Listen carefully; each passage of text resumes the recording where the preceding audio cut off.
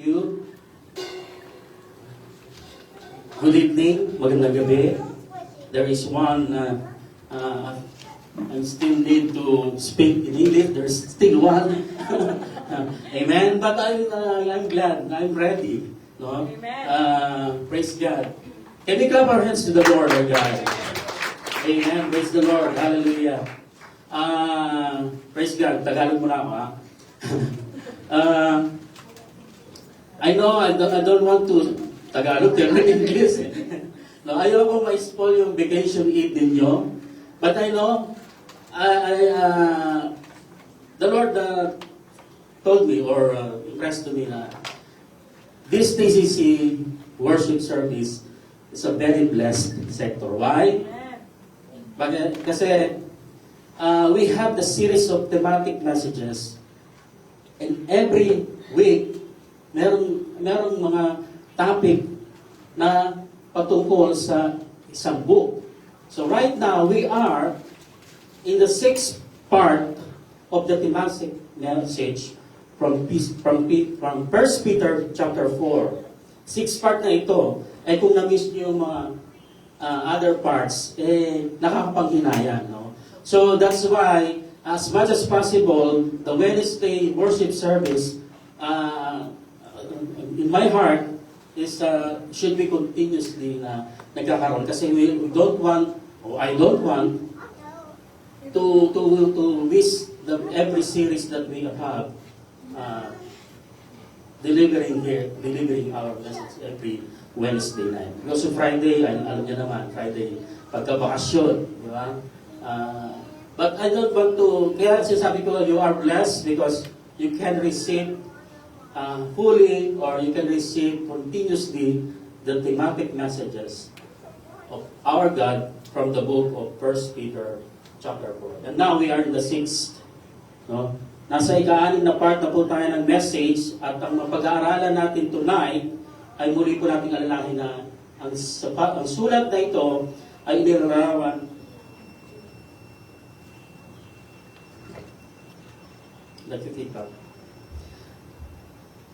This letter, Peter described how Christians should respond when faced with persecution.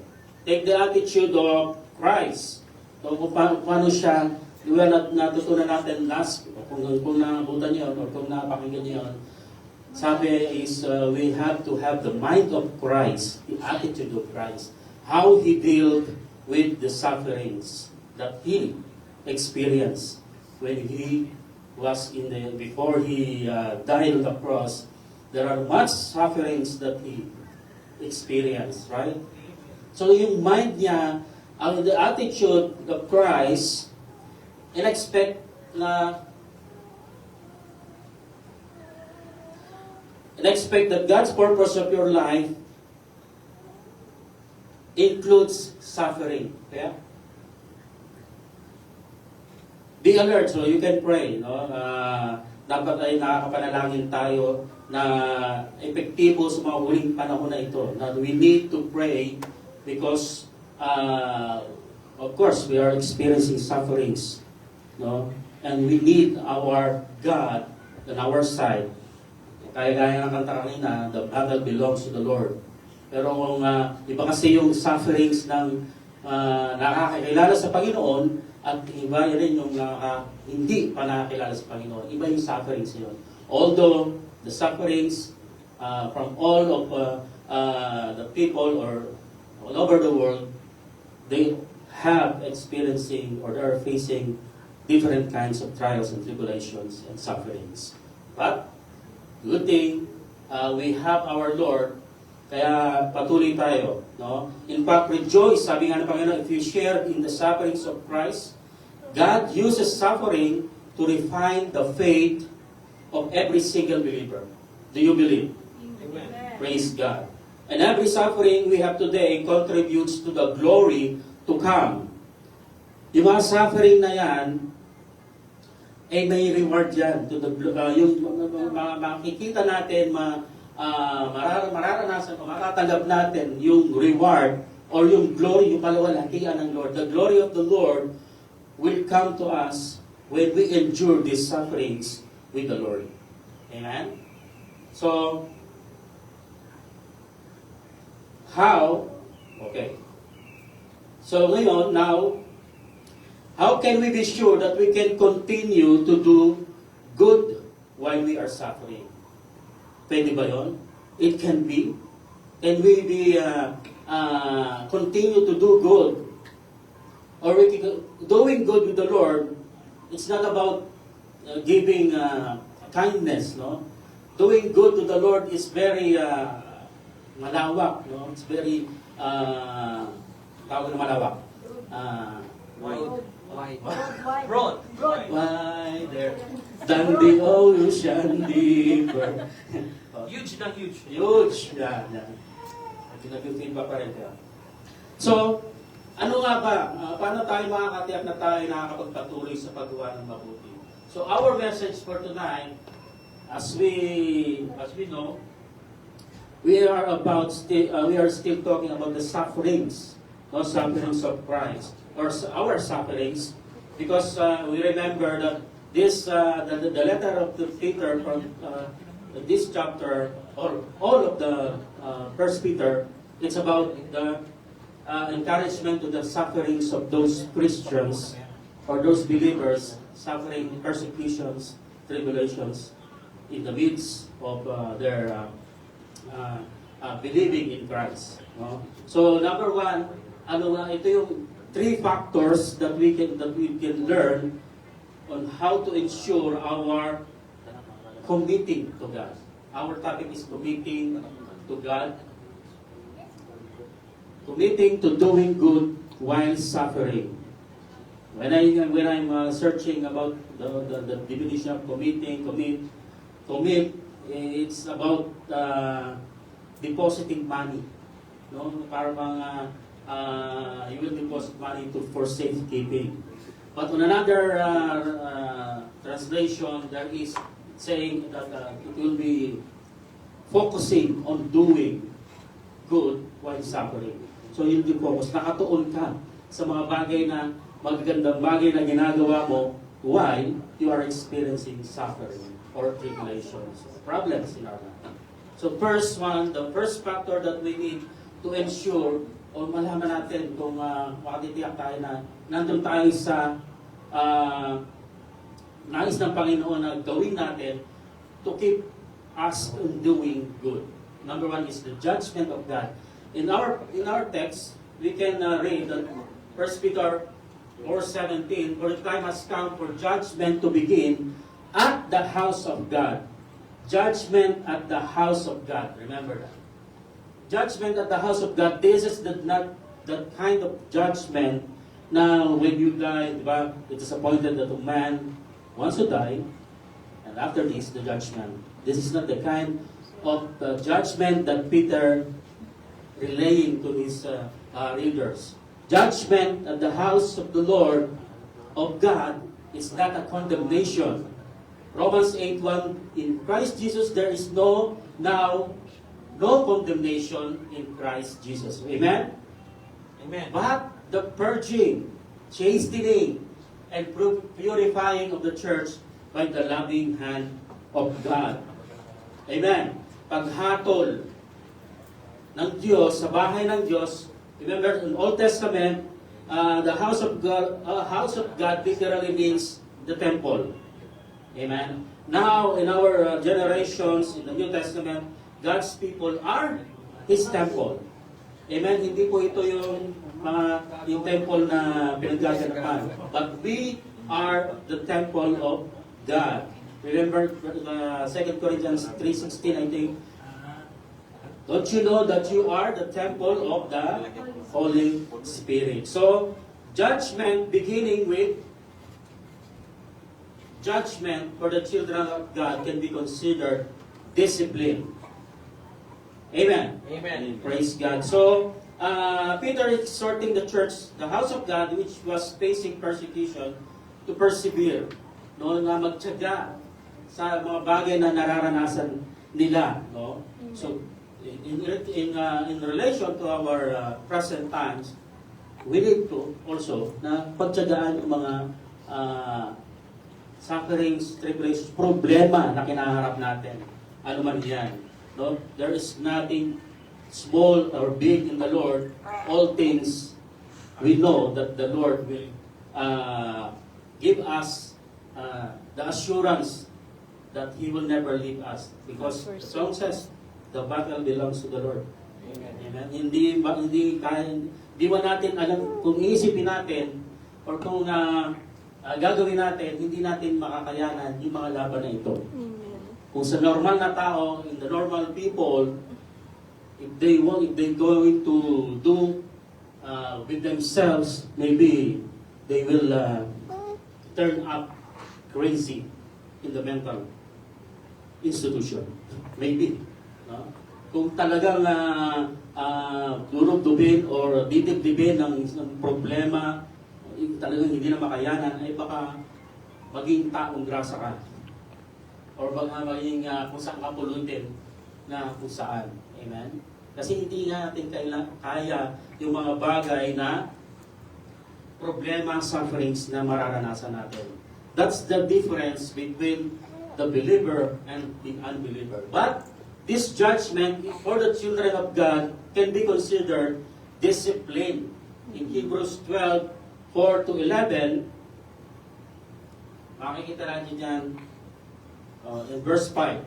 My son, do not despise the chastening of the Lord, nor be discouraged when you are rebuked by Him. For whom the Lord loves, He chastens, and scourges every son whom He receives.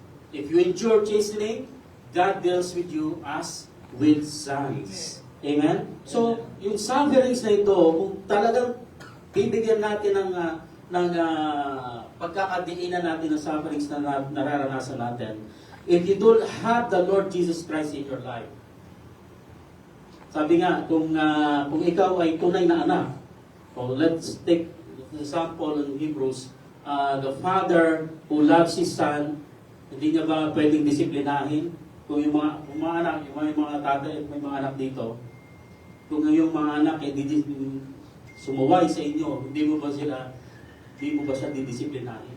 Diba? Dahil mahal mo siya, because you love your son or your daughter, you will discipline him for what he did wrongly. Amen? Amen po ba? May mga anak po ba rito? Amen. Bukod sa mga walang anak, makikita nyo naman yung mga magulang ninyo, madalas, sino bang madalas na paluin dito?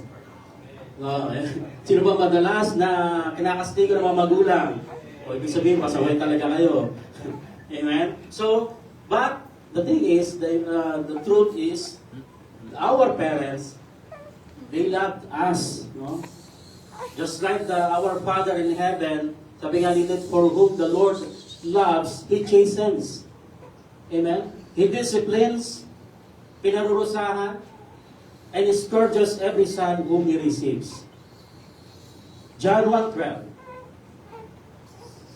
We have given the right to be children of God. Why? Because we receive the Lord Jesus Christ as our Lord and Savior. And the Lord God sees that you receive Jesus Christ, you are the part of the family of God. Amen. So He can chasten you. Huwag natin isipin na yung judgment natin na natatanggap, it's about pinarurusahan na ako ng Lord. Yes, it can be parusa or it can be chastening, but that chastening or pagpaparusa ay dahil yan para tayo maging matuwid. That's the plan always of the Lord, of our God. Kung meron tayong bagay na nararanasan because we did something wrong or we did something on ourselves, and then may mga bagay na naging mabigat na nangyari because of that thing na ginawa natin. That's the thing na the judgment of God in us, for us to learn why you did it. Why you did that thing, bakit mo nagawa yun, or tinuturuan tayo ng Panginoon sa mga bagay na ginagawa natin. Because He wants us to live. Amen? Andiyan pa po kayo? Amen. Nakikinig naman kayo, no? Amen. Praise God. Are you listening? Amen. Amen. So, the discipline of God. In 1 Corinthians 11:32, wala dyan.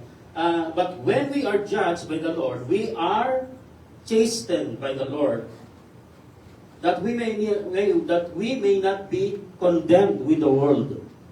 Bakit? Why is that? Because if you are in the world, you are doing the things in the world, you are not really the children of God.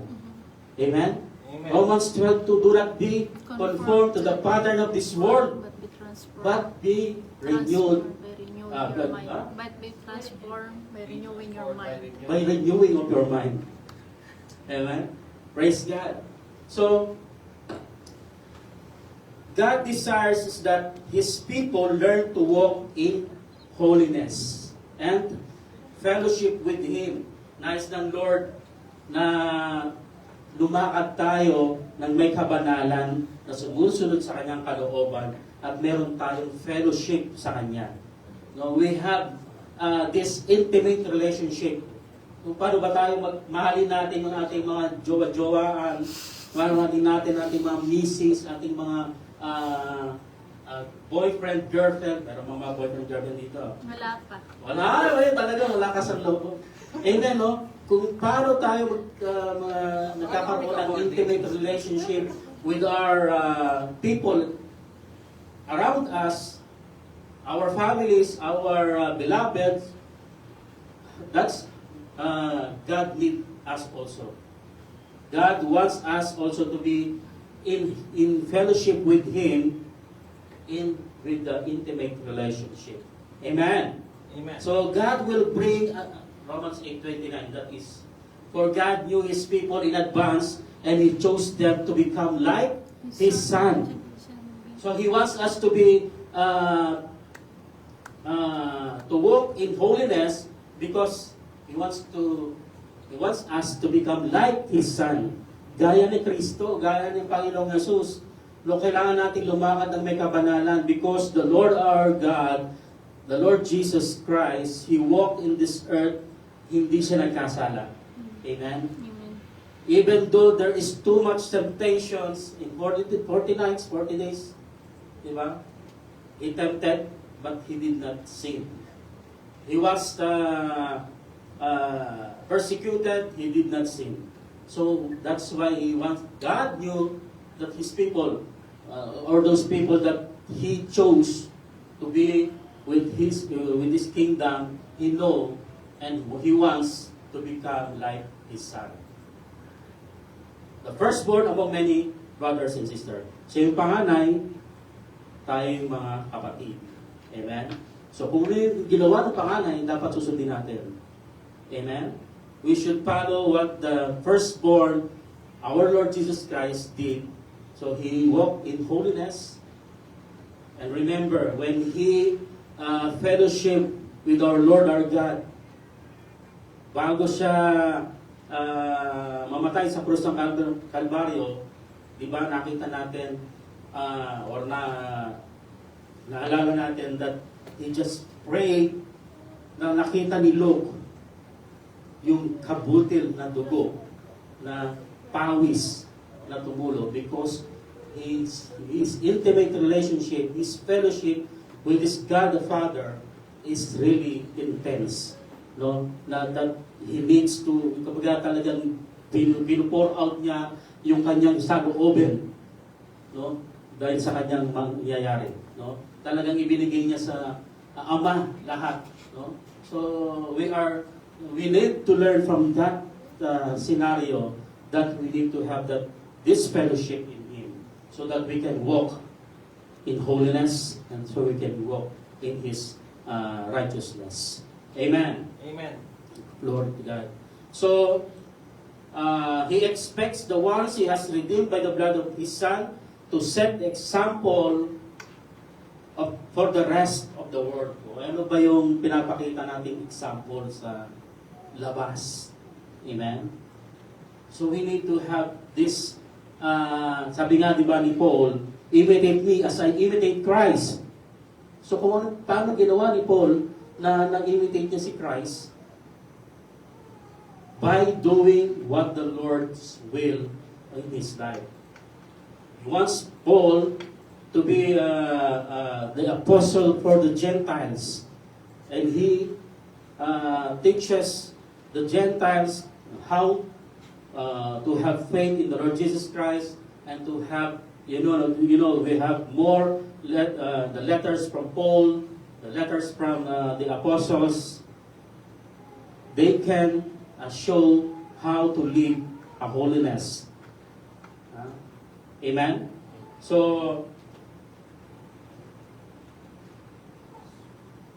the judgment, so judgment begins in the household of God.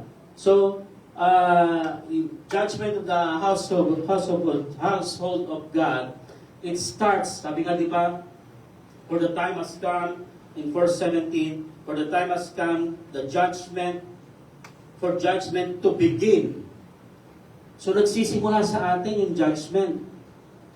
No? Hindi yung judgment sa sinasabi ko na talagang yung punishment. No, this is the judgment that we need to learn something of what God wants us to do. Amen. Kinakailangan na magsimula sa atin yung talagang pagdidisiplina, pagtuturo ng Panginoon sa mga bagay na kinakaharap natin sa buhay, problema man yan, or something na in the cause of Christ, in the name of Christ, kailangan natin matutunan o mapagtagumpayan yung mga bagay na yan because it starts with the house of God. Kaya inuulitin natin na hindi niya dinidisiplina yung hindi niya mga anak. So, let us ask ourselves, or let us ask the Lord, nadidisiplina ba ako ng Lord?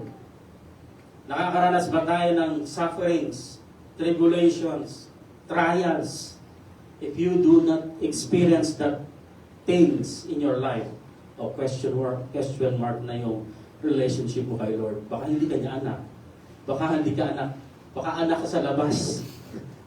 O baka anak ka na nagkakari sa mundong ito. Amen?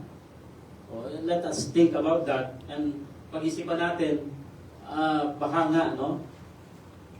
So, sabi nga, di ba, count it all joy if you are experiencing trials and tribulations. Di ba? Kasi you need to rejoice if you are experiencing trials and tribulations. Because we know that God loves us. Amen. And He wants us to learn something from that sufferings or trials and tribulations. Amen. Amen. Amen. Oh, and the second factor is the future of the righteous and the ungodly. O kinabukasan, yung kahihinatnan ng righteous at ng mga hindi righteous, yung mga ungodly. Verse 17, what will be the end of those who do not obey the gospel of God? And in 18, now if the righteous one is scarcely saved, where will the ungodly and the sinner appear?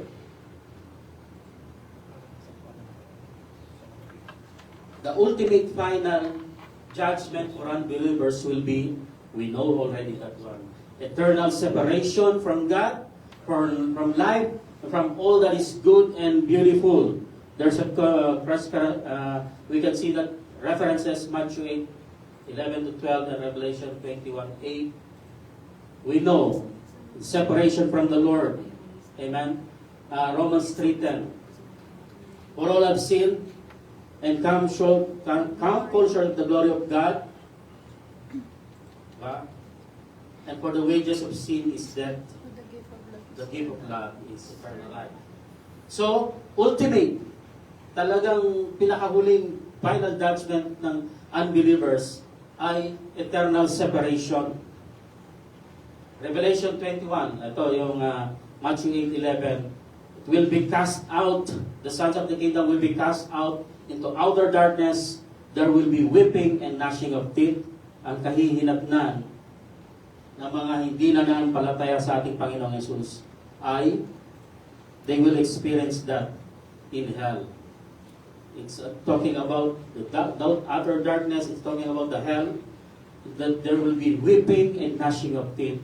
In Revelation 21 verse 8, the unbelieving, yung mga hindi nananampalataya sa ating Panginoong Yesus, will be have their part in the lake which burns with fire and brimstones, which is the second death. Amen. Consider that those who fully reject with faith in Christ, declining the gospel, will experience far, far worse. It will be much more terrible for them than it will ever be for us.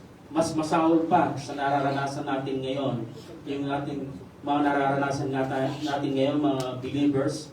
Kung tayo na-persecute sa trabaho natin, kung tayo na-persecute sa mga kamag-anak natin, hindi na nanampalataya, kung namumura tayo ng mga ibang tao dahil sa ating pananampalataya, mas masahol pa ang mararanasan ng mga hindi tumanggap sa ating Panginoong Hesus at hindi na nanampalataya sa Kanya sa darating na panahon ng kanilang ultimate final judgment. Amen? So, saan ba tayo roon? Kung tayo'y magpapatuloy na gumawa ng mabuti, tuunan natin yung paggawa ng mabuti sa pananampalataya sa ating Panginoong Yesus. Because this is, if we experience something, God is still with us. God will fight for you. Amen? God, He said,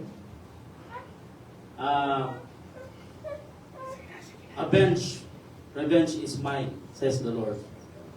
Vengeance, the right word. Vengeance is mine, says the Lord. Kung ano yung naranasan nating pagtuligsa or minsan sa trabaho natin, we can experience in our work that yung talagang nakakapagpababa na ng moral natin because of the boss or the superior is shouting with you, no? Telling you what this, telling you bad words. Nakakababa ng dibdib yun, di ba? But the Lord said, vengeance is mine. We just need to be still and know that He is God. Amen? Amen.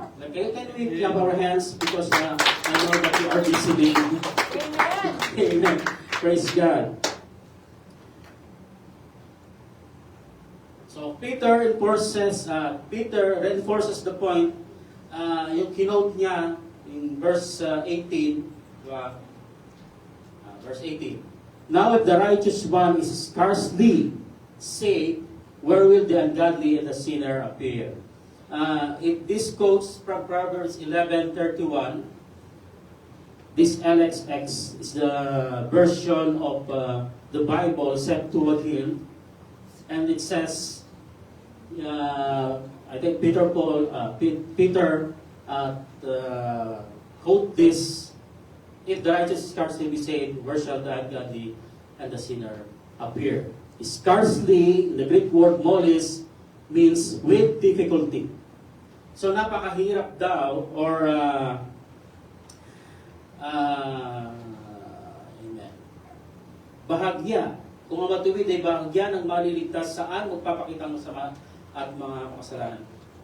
So, nangangahulugan na ang matuwid ay naliligtas sa gitna ng pagdurusa. The righteous are saved in the midst of suffering. Their salvation is not easy and simple. That if the justified sinner is saved only with great difficulty, suffering, and pain. So yung salvation na natanggap natin is just not a simple salvation. We need to work this out. No? It doesn't say that if we are saved, we always saved, we already saved from the end.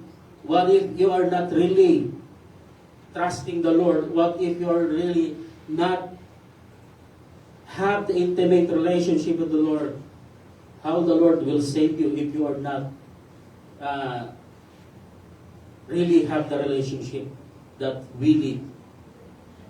So, that righteous scarcely be saved, it's with difficulty. So every believer, so let us reality check.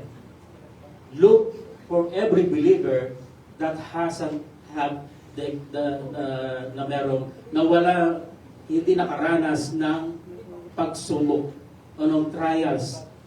Sinong mananampalataya na hindi nakaranas? Lahat, di ba? Amen. But the good thing is, we believers, we can, kaya nating harapin, no? Because the promise of God, I will never leave you, I will not forsake you. Even if you are really in the down already by the problems, no? Naibaba ka na talagang masasabi mo, yung sinasabi ng mga Pilipino, no? Para bang sinakluban na ng langit, katulad na ito, ulap, sinakluban ka na ng langit at lupa. Para bang sinonage ka na ng lupa. Bakit? Dahil sa problema, dahil sa trials. Yeah? But God will not leave you. God will not forsake you. Amen? So, this difficulty is scarcely be saved. It is, kumbaga, totoo sa atin. It is true for all the believers. There is difficulties in our lives. But take it to heart, John 16:33, He overcame all of this. Amen? Amen. Praise God. So, there is a terrible consequence for sin. For the unbelievers, there is always consequences for every sin. Even the sin of the believer or the unbeliever. There is always consequences for our sins. But great blessings for the believer and glory to God result when a Christian suffers for the name and cause of Christ. Amen. So kung talagang may problema at nararanasan natin, we suffer with Christ, how can we to be sure that we are suffering in Christ? Kung may problema ka, hindi ka sumasahod, hindi mo makakuha ang pera mo, paano mo nag-suffer kay Christ? Because you are Christ. God, Galatians 2:20, Christ lives in me. I have been crucified with Christ. Nevertheless, my life, nevertheless, I live, but Christ lives in me. Amen? Christ lives in us. So whatever problems we have, Christ, God knows. So we can suffer that problems, we can take that suffering because we know that Christ lives in us. He can take care of that sufferings you are experiencing with Christ, for the name of Christ, for the cause of Christ. Because out of that sufferings and trials and tribulations that you are experiencing, you can get glorification because you trust in the Lord with all of your heart and you are not leaning on your own understanding. He can get a glorification for that. And by that, we can magnify the Lord. And we can testify from the others na God lives in us. Christ lives in us. Amen? Amen. That's the future. In righteous, we can have this the future for our righteous, right? Yung judgment ng Panginoon sa atin while we are experiencing suffering is already we can learn from it, and we know that in our sufferings we can have that reward waiting for us in the coming of Jesus Christ. Amen. But the ungodly, they already have. We can know. We can learn now that what they can experience after this is an eternal separation from God. Amen. It's masahol. If you can look for the illustration from the Facebook that there is about the hell, how it is portrayed or imaginated, kung paano nila sinalarawan yung hell, how is it?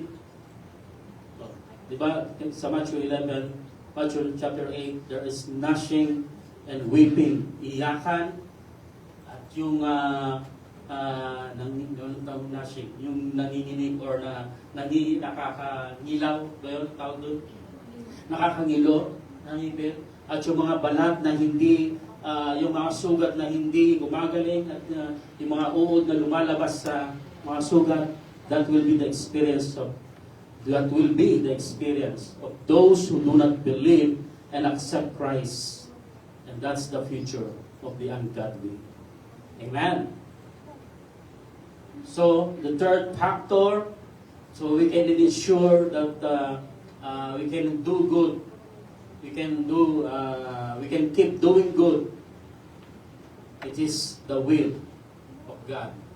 Where 1 Peter 4:19, therefore let those who suffer according to the will of God commit their souls to Him in doing good as a faithful Creator. So, Peter insists sufferings, talagang kailangan natin it should be according to the will of God. The sufferings that we have to be experienced or we are experiencing should be according to the will of God. The true pathway of suffering for Christian leads to eternal glory. We should continue to do right no matter what the cost may be. Kung ano man yung suffering na niyan, patuloy lang tayo sa paggawa ng mabuti.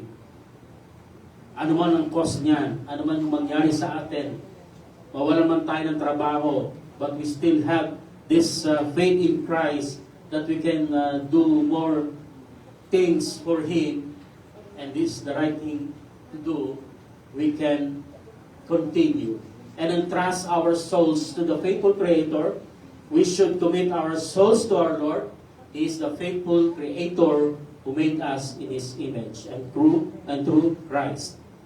Amen. So, kailangan natin i-commit ourselves to the Lord, lalong-lalo na if we are going to face trials and tribulations. We cannot do it in ourselves. We need our Lord. We need to commit our souls to Him. Amen. Siya yung lumikha sa atin. Siya yung tapat na lumikha sa atin. So alam niya, kaya nga yung katapatan ng Panginoon, yung kanyang paglikha sa atin, alam niya yung ating nararanasan. That's why He sent Jesus Christ to die for us.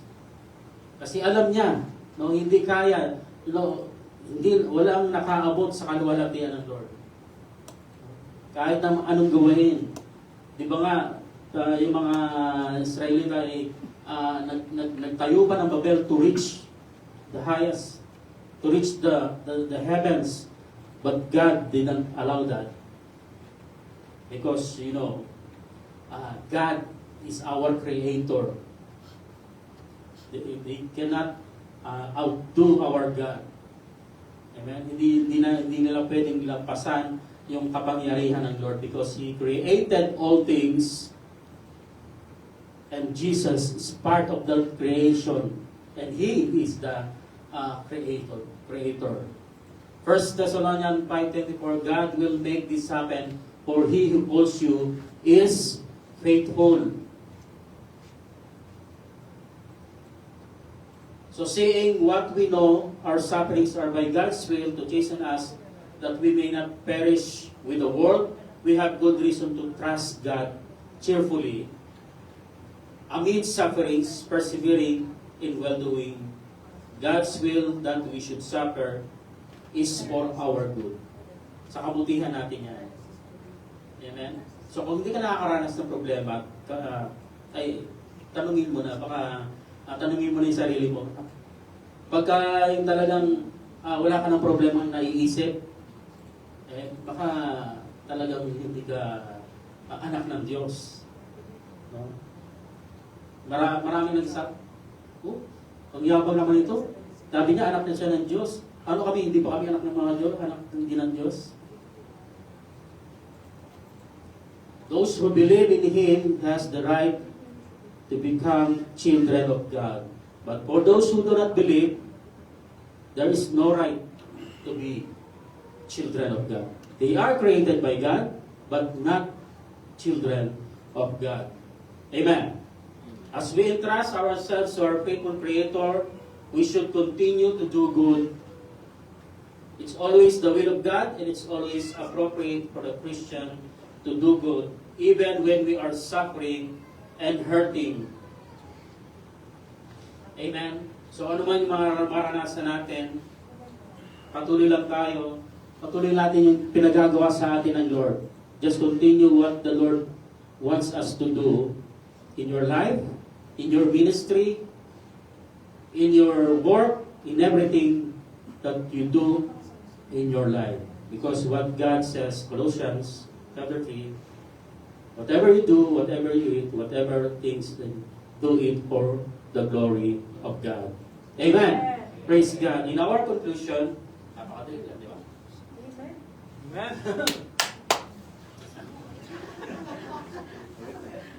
Buti na naman natin Pastor Joe. Papahulit eh. Let's read this, let's meditate or let's grasp this verses. 2 Corinthians 4:16. That is why we never give up. So, sino ba nag-give up sa atin? Tuloy lang, sabi nga, diba? Laban lang. Laban lang. Do not give up. Amen. That's why we never give up. Though our bodies are dying, our spirits are being renewed every day. For our present troubles are small and won't last very long. Sandali lang yan, temporary lang yan. Kahit na 5 taon yan, madali lang yan. Versus the eternity. Amen? Yet they produce for us a glory that vastly outweighs them and will last forever. Amen? So we don't look all at the troubles we can see now. Don't look all the troubles. Kung may nakikita natin, huwag natin tingnan. Ang tingnan natin, who is Jesus, the author and the finisher of our faith. Amen? Rather, we fix our gaze on things that cannot be seen. Yung mga bagay na hindi natin nakikita. Hebrews 11:1. Faith is the substance of things hoped for and the evidence of things not seen. Am I right? O baka nabaliktad ko. For the things we see now will soon be gone, but the things we cannot see will last forever. To God be all the glory. Amen. Tapos na pala ako. So lahat ng bagay, do not give up. No? Kaya ako eh. Ako, kung talagang ewan ko lang, maraming beses na po ako na nagtangka na huwag tumayo. Pero ewan ko bakit narito pa rin ako. Tumatayo sa pulpitong ito. We have experienced Kuya Eman in our previous sector. But the thing is, I always ask the Lord, Lord, bakit mo ako tinalaga o bakit mo ako nilagay dito? I always ask the Lord. But when I always ask the Lord, lagi niya akong dinadala sa mga bagay na inaalis niya ako dun sa tamon na yon. He always pushing me to go back to where kung ano yung ginagawa ko, balikan mo yung salita ko, balikan mo yung mga nagawa ko. He always pushing me back to where I have started. So, and I'm grateful na ganito yung the verse that we read, the first one, that is why we never give up. Amen. That's the thing na God is really talking to in ourselves. We have really that, kumbaga, yung ano mo, yung, alam mo yung pananampalataya mo that it will not be fade away if you are going to seek His words always. And this part of this verse, that is why we never give up. Because, like the songs earlier, the battle belongs to the Lord. I have experienced right now recently. I don't know, I'm giving up already. Sabi na, don't give up, they never give up. That's why if we are really suffering, if we are really facing suffering, don't give up. Let our spirits being renewed every day. And I'm getting that renewal if I'm going back, I will always going back to the words of God. I never, hindi ko inalis, no, yung kahit na, kasi pastors are not really, perfect, hindi talaga matatag yan. Maraming beses na kami pinapabagsak, hinihina. But the words of God, really, if you don't, as a believer, in general, I will say that you don't need to let the Word of God away from your heart, away from your mind, away from your soul. Because that is the weapon that we are needing, kinakailangan natin to fight for these experiences that we are facing right now in our lives in this present time. We can hear something na the signs, yes, malapit na talaga dumating. And we are part of the shaking of this Christian world. And if we don't have this faith that is founded by the Lord, that is rooted in the Word of God, you will fade away. Ayan yung patatandaan natin na hindi tayo dapat namimulay sa salita ng Panginoon. Makapangyarihan ang salita ng Diyos. Kahit na sometimes or every time or madalas na hindi pumapasok talaga because the devil knows. The devil knows. Kung yan ay talagang dinibdib or talagang binedicate mo ng takot na takot. Panaalala ko tuloy, narinig ko isang preacher, resist the devil and he will flee from you. If you will not resist the devil, if you will not resist the negative thoughts that he is giving you, hindi siya tatakbo. Nandiyan lang siya, sinutokso. But when you resist the devil, you have the power. We have the power to resist the devil. We have the power. These things will go away. And it's our choice to take that power in our lives by the help of the Holy Spirit, by the help of our God. Amen? So don't let the Word of God away from your lives. Thy Word is the lamp unto your feet and the light unto your path. And the faith that comes from hearing, and hearing, it will come by hearing. You will receive it by hearing. So, kung talagang nalalamig, nalalata, bumababa ng pananampalataya mo, nagtatanong ka na, Lord, nandiyan ka ba? Lord, nasaan ka? Nang kailangan kita. Lord, andyan ka pa ba? Sabi mo, anak mo ako. Sabi mo, I will never leave you. Nasaan ka? When you ask that question in your life, go back to the words of God. It's an active. The Word of God is active. The two double-edged sword na talagang tatalima sa puso mo if you are really talagang nag-aasam ng salita ng Diyos. So in these factors that we need, the judgment of God, take a look at this. Hindi mo kaya na kailangan sarilinin yung problema. God is waiting for you.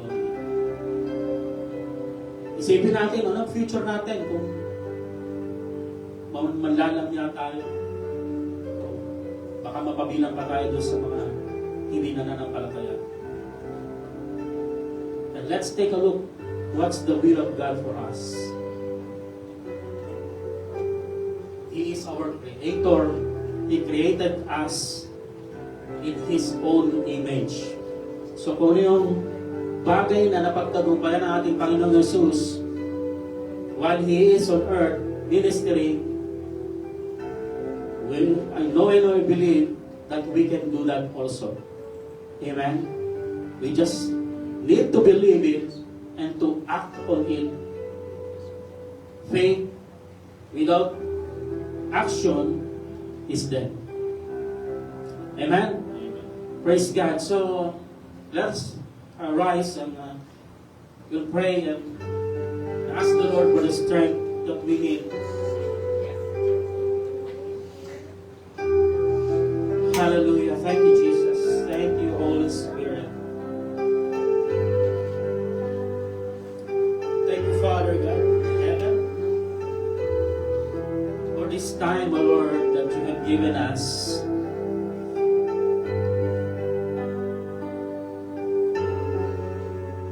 You have chosen us, Lord, and I don't know, Father,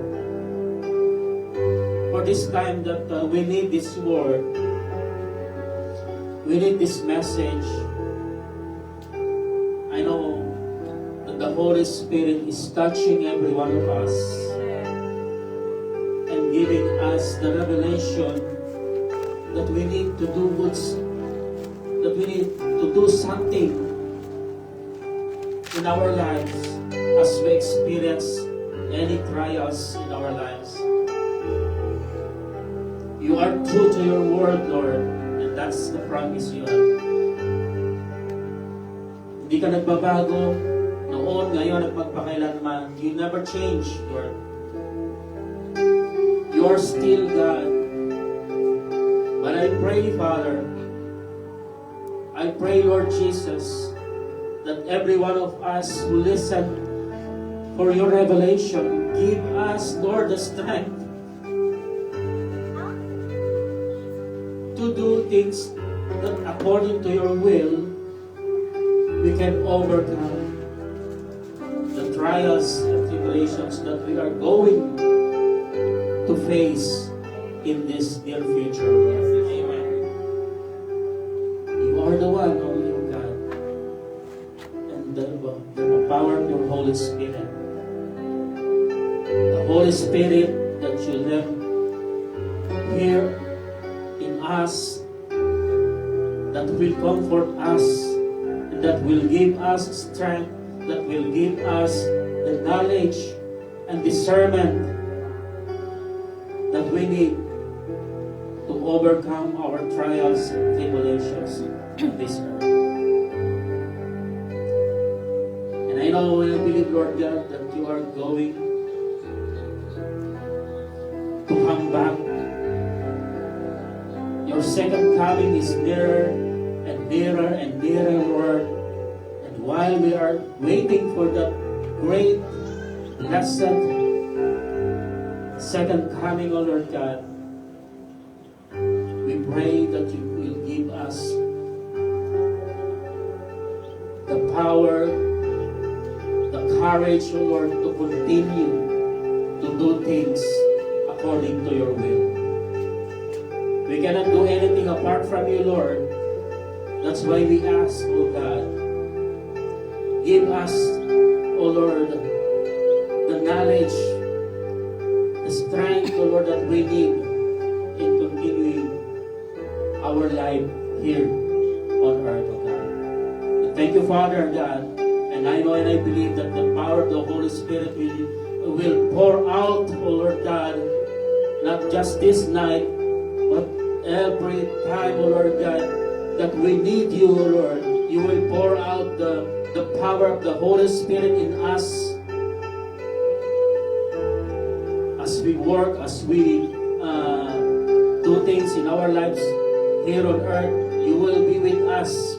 Amen. You will be with us, O Lord, and we thank you and we are grateful, Lord God. Right now, Father, I pray yung mga bagay na nararanasan namin ngayon, Panginoon, whatever things that we are experiencing right now, ano man ito, Panginoon, whatever the prayers, the concerned prayers of each and every one of us, O Lord, I believe you are here, O God, to hear, or you already listen, you already hear the voice of the heart of your people asking you, God, and praying to you, Lord. Lord, open the windows of heaven, Lord God, to pour out the blessings, to pour out the answers that we need. In the mighty name of Jesus, O Lord God.